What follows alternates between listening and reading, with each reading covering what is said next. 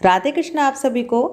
आज आपको सुनाऊंगी करवा चौथ की पौराणिक कथा और साथ ही गणेश जी की कहानी भी सुनाऊंगी।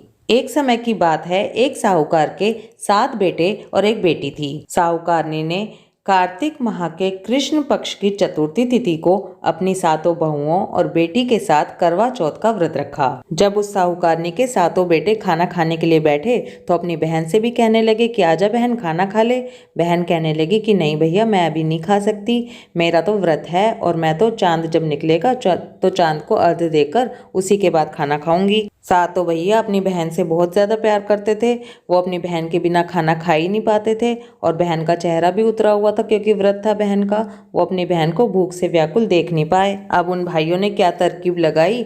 नगर के पास एक पहाड़ी थी, उस पहाड़ी पर एक दीपक जला के रख दिया और उसके आगे जलनी रख दी और अपनी बहन से कहने लगे कि बहन बहन देखो चांद निकल आया, बहन तुम्हें ना जल्दी से अपना व्रत खोल लो। ये बात सुनकर बहन भागी भागी अपनी भाभीियों के पास गई। भाभीियों से कहने लगी कि भाभी भाभी चांद निकल आया, आ जाओ चलो अर्घ्य देते हैं और व्रत खोलते हैं। उसकी बात सुनकर भाभियाँ कहने लगी कि बाई जी ये हमारा चांद नहीं निकला, हमारा चांद निकलने में तो अभी टाइम है, आपका ही चांद निकला होगा।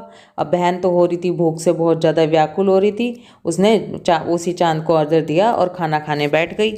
जैसे ही उसने पहला निवाला तोड़ा तो उसे छींक आ गई।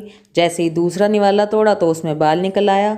फिर तीसरा निवाला तोड़ा तो उसके ससुराल से खबर आ गई कि तुम्हारा पति बहुत ज़्यादा बीमार है, जैसी भी बैठी हो जैसी भी हालत में हो तुरंत घर पर वापस आ जाओ। ऐसे सुन के माँ जल्दी जल्दी बेटी को विदा करने की तैयारी करने लगी। जब बेटी का बक्सा बांधने लगी, बेटी के कपड़े निकाले तो बार बार कभी सफ़ेद कपड़े निकल के आए, कभी काले कपड़े निकल के आए। अब माँ बहुत ज़्यादा घबरा गई।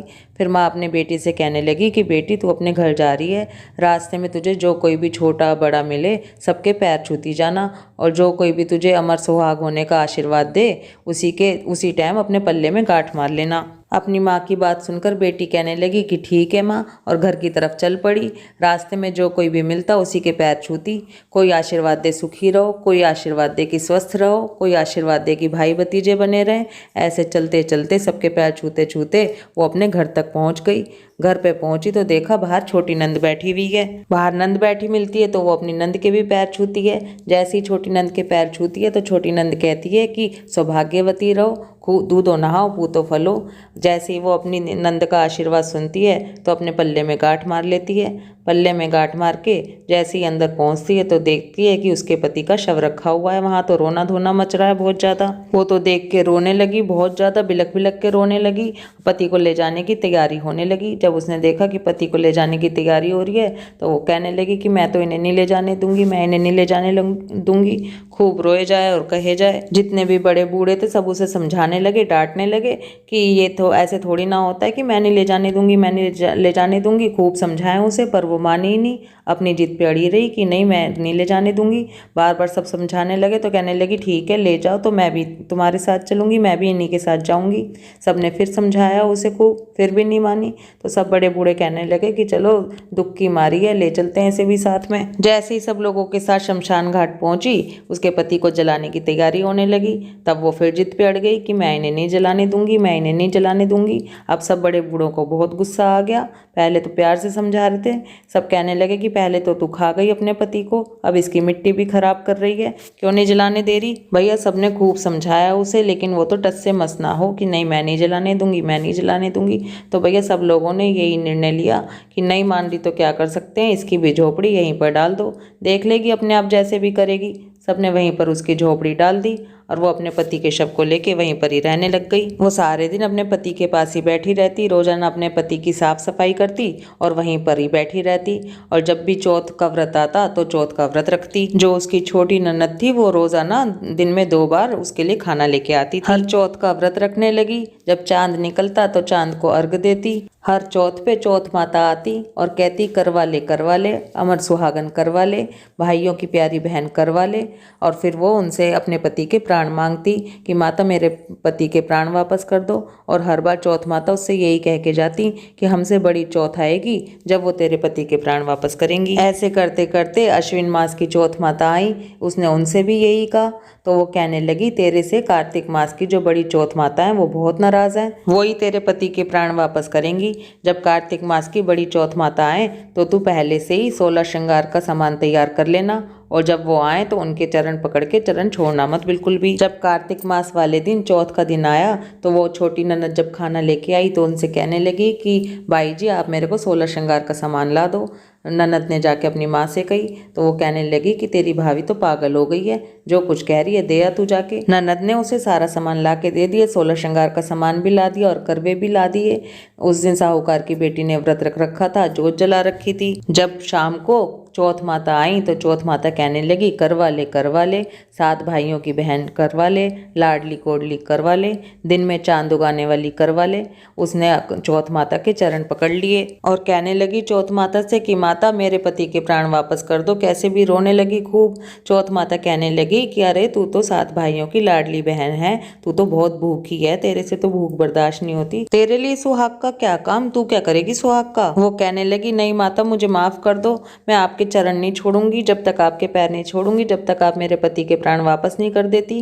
करवा माता उससे कहने लगी कि मुझे 16 श्रृंगार का सामान दे सकती है। उसने एक एक करके माता रानी को सारे 16 श्रृंगार का सामान अर्पित किया। जब वो इतना ज्यादा गिड़गिड़ाने लगी तो चौथ माता ने मांग से सिंदूर निकाला, हाथों से मेहंदी निकाली, आंखों से काजल निकाला और सब कुछ को करवे के पानी में घोल दिया। करवे के पानी में घोल के अपनी छोटी उंगली से चौथ माता ने उसके पति के ऊपर छींटे दिए। जैसे ही छींटे दिए उसका पति तो उठ गया, जाग गया। जैसे ही उसका पति जीवित हो गया चौथ माता खूब आशीर्वाद दे के जाने लग गई।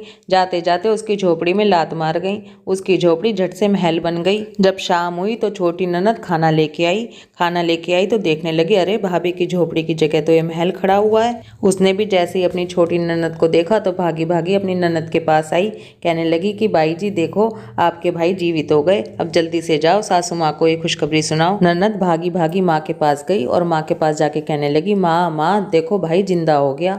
उसकी माँ कहने लगी कि भाभी के साथ साथ मुझे लग रहा है तेरा भी दिमाग खराब हो गया। वो कहने लगी ना नहीं माँ जल्दी से चल के देखो भाई तो सच में जीवित हो गया। जब उसे पता चला कि भाई तो सच्ची में ही जीवित हो गया तब पूरा परिवार गाजे बाजे के साथ बेटा बहू को लिवाने के लिए गए।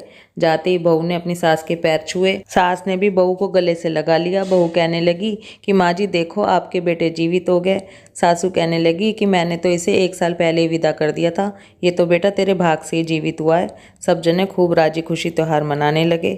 हे चौथ माता जैसे आपने पहले उस लड़की के साथ किया ऐसे किसी के साथ मत करना, और जैसे बाद में उसे अमर सुहाग का वरदान दिया ऐसे ही हर कहानी कहते सुनते हुंकारा भरते सबको अमर सुहाग का वरदान देना।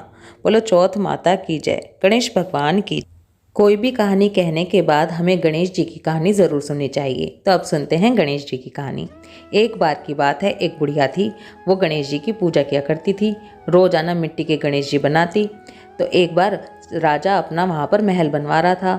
बुढ़िया उनके पास जाकर कहने लगी, जो वहाँ पर काम कर रहे थे मजदूरों से, कि भाई भाई मेरे भी पत्थर के गणेश जी बना दो। वो लोग कहने लगे अरे जा बुढ़िया, जब तक हम तेरे गणेश जी बनाएंगे तब तक तो हमारी दीवार खड़ी हो जाएगी 4। वो रोती रोती चली गई वहाँ से। जब जैसे ही मजदूर दीवार बनाए वैसे ही दीवार टेढ़ी हो जाए, बार बार बनाए, बार बार दीवार टेढ़ी हो जाए, फिर गिराए, फिर बनाए, फिर टेढ़ी हो जाए। वहाँ पर राजा आया। राजा कहने लगा क्यों भाई आज तुमने कुछ भी काम नहीं किया, सुबह से एक दीवार भी खड़ी नहीं की। तब उन मजदूरों ने सारी राजा से कहने लगे कि ऐसे ऐसे एक बुढ़िया आई थी, हमसे गणेश जी बनाने को कह रही थी, हमने मना कर दिया और जब से वो गई है जब से ऐसे ही हो रहा है कि दीवार बन ही नहीं रही। राजा ने कहा कि कहीं से भी उस बुढ़िया को ढूंढ के लाओ। मजदूर उस बुढ़िया को ढूंढ के लाए। तब राजा ने उनसे माफ़ी मांगी। बुढ़िया से कहने लगा कि माँ जी हम तुम्हारे गणेश जी के, मैं तुम्हारा मंदिर भी बनवा दूंगा। उसने गणेश जी बनवाए पत्थर के, बहुत सुंदर सा मंदिर बनवाया। उसके बाद मजदूर जब महल की तैयारी करने लगे तो एक ही बारी में इतना सुंदर महल बन के तैयार हो गया।